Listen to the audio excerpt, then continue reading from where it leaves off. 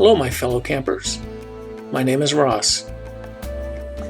Here's how I took the split level bed that was in my 25G Momentum and replaced it with an RV sized queen foam mattress.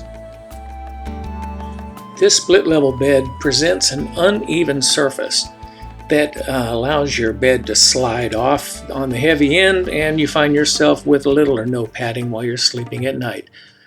My project puts in this wonderful 8-inch foam mattress in its place.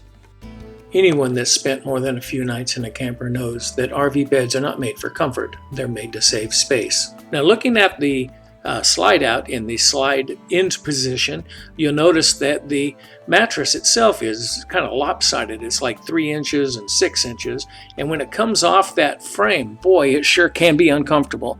I can't tell you how many nights I was sleeping there and having that problem with my back hurting when the mattress fell off of where it belonged.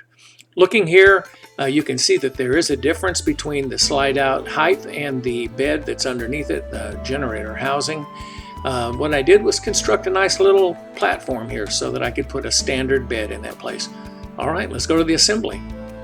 What you got here is it's about 1.5 inches. That's a 1x1 piece of wood laying in front of it for reference. I went and took 1x1s and I made a frame. And as you can see here, the frame is going around.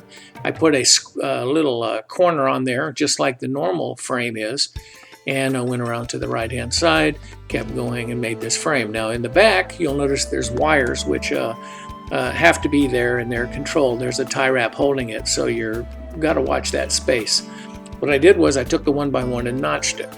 And then when I created the one that goes across the back, I notched it as well. So you can see the back ramp and the sides, everything kind of in the major frame. Once you do that, you put some supports in to stiffen it up. I took, these are about 3 feet long, not exactly, but I put several of those in place. And you can see I also have a cross member bar, and here I've measured where I want the notch to be. And I took it out to my table saw, and cut the notches right at 3/4 of an inch, and then finished it by removing the debris with my router. And if you run this through your table saw, these are what the cuts are going to look like on the 1x1. But the router did a real good job of taking out that surplus debris, and you can see the side there, it's about half of what the width of that piece of wood is. And here's the final cross brace with all 3 notches getting ready to go back into the camper. All right, so you can see how everything lines up in this picture.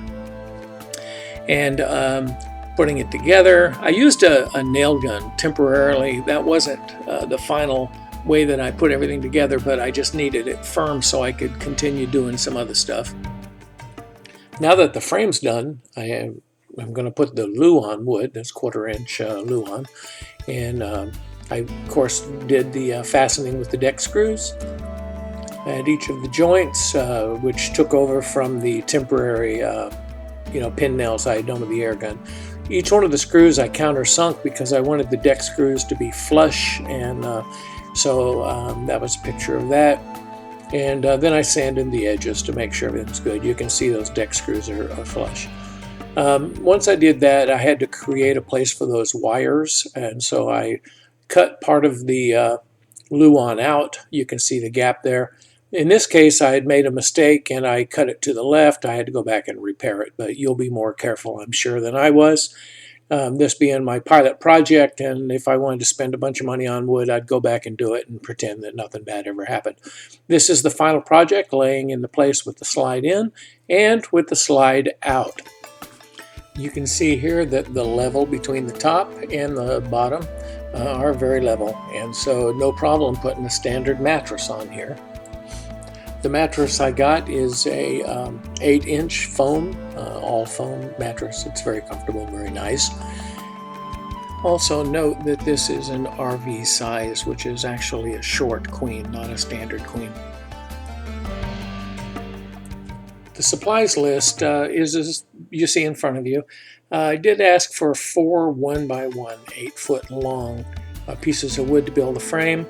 I was not very careful and I ended up having to use more. So if you're the kind of person that needs to cut twice and then measure once, you probably want to get an extra one. That'd be 5 of those. 2 sheets of 4x8 Luan, and the deck screws. Yeah, it's pretty good. Easy project, wasn't expensive, and hopefully you'll come up with your own great ideas on how to adapt this to your specific situation. It's been great talking to you guys. Please subscribe to my channel. Thank you.